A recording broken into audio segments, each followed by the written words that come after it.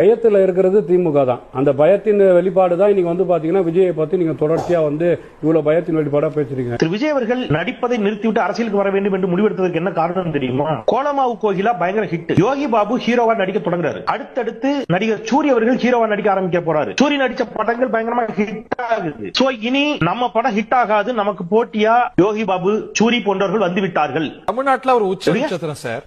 யாரோட கம்பேர் பண்றீங்க? தெரியுதுல. அப்ப உங்களுக்கு இப்ப கோவம் வருதுல. இப்ப சொன்ன உடனே நடிகர் விஜய் அவர்கள் பிறந்தது எந்த வருஷம் தெரியுமா ஹரி?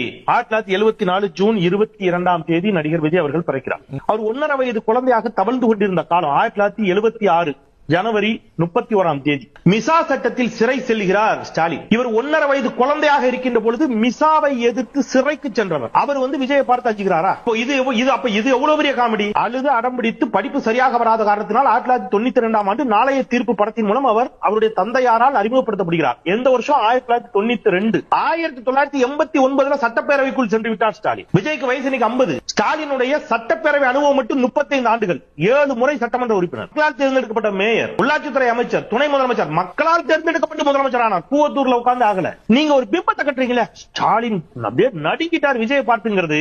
யோகி பாபுவும் சூரியன் ஹீரோ ஆயிட்டாங்கன்னு விஜய் பயந்துட்டாருங்கிற மாதிரி.